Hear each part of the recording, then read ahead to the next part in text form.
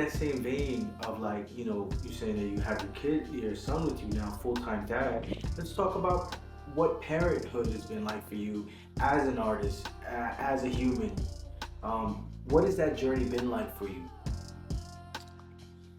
It hasn't been an easy one, but before I even go into that, me and my son's mother are cool, we're blessed, and I have nothing but love and respect for her. So I would never talk bad about her or anything like that. So like the things that we went through, we were young, and we split young when my child was born, like maybe 2 years after he was born, we split. So my path, being outside young, trying to be an artist, I didn't have a job. I had a job, then I lost a job. Trying to take care of my child, not being able to see him as often, and kind of going through like a depression wasn't the way that I would suggest anybody to try to raise a family or have a child or a woman in their life, you know what I'm saying? But at this point now I have my son, he lives with me, and me and his mother have a great relationship. She has her own relationship, her own kids, you know? It's a whole different perspective for me to look at it. It's like, like I said, I make correlations to my parents all the time because I was older than my parents when they had me. My parents were 19, 20 years old, 21 years old when they had me, raising me a certain way, you know what I'm saying? The way I was raised, I wouldn't suggest for people to raise their kids like that, but I also have to forgive my parents for raising me like that because they were kids. They didn't know what they were doing, you know what I'm saying? So like, being a parent and looking at what we were doing and how we grew up, it's like, we gotta have more forgiveness in that sense as parents. Forgiving my parents, me trying to be a better parent for my child, holding it down a certain way, you know what I'm saying? It's just been real insightful, and a very insightful journey, a very emotional journey, and yeah. I find it interesting, as you express that, I think about my own parents and where I had to find forgiveness for them also. And I think that's an interesting chapter of one's life when you The finally arrive to trauma. that place.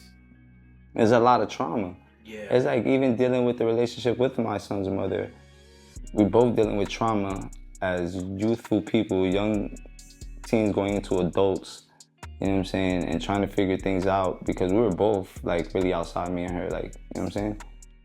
We didn't have easy lives separately in life, so, it's just a lot to do with. But I think at this point right now where we at is a good place for people to be at, you know what I'm saying? Yeah, and I love to hear that. I mean, I wasn't aware of any of that, you know what I'm saying? Yeah. At the time that It's just hard to, I guess, balance everything, you know what I'm saying? Especially being at the age that I was at and trying to maintain and being frustrated, with my mom coming home from jail, then that's when I had my child, you know what I'm saying? Me not having such a great relationship with my father. Which I think is a great segue into one of my favorite records off the Integral tapes, which is Keynotes. Where like, you're talking so much about your life, but then you end it with the story of your mom going to jail and how your dad's behavior was after that. Yeah. And I find that so interesting because the person that I meet is this enigmatic, thought-provoking, intelligent human being that's legitimately trying to do some good in a potentially fucked up world.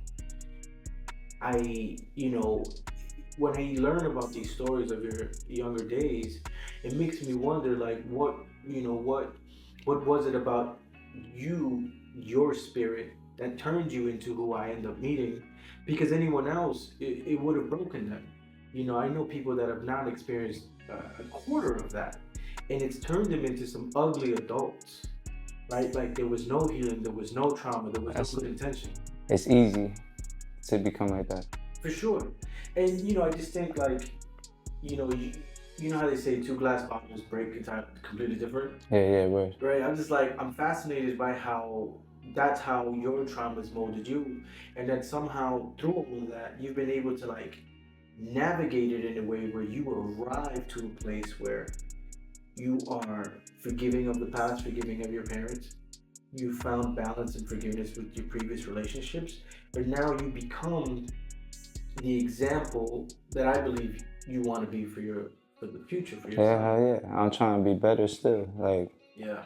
for me, that shit haven't changed. Like, I still got things to grow from and learn. You know what I'm saying? To be able to provide and protect in the way that I want to. You know what I'm saying?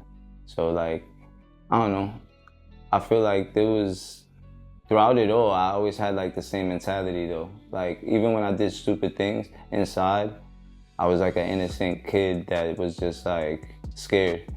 You know what I'm saying? And I was just doing what I felt like I had to do at the moment or was whatever I thought was right at the moment from our upbringing. You know what I'm saying? It, And what I love about that is, you've also stated that you had to go back and reflect on previous versions of yourself. yeah, for And sure. I think It happens every day. that self accountability, I think, is a wonderful thing, and I think it's something we need more of. Can we? Can you share some of your thoughts on accountability? I feel like for me, accountability is highly important in my life because it's a part of my healing. You know what I'm saying? Like accepting my role in my own suffering in that way. Your own contribution. Yeah. And how I feed into it and things like that. Yeah, I feel like I'm my own therapist, you know what I'm saying? Well, I In think that way.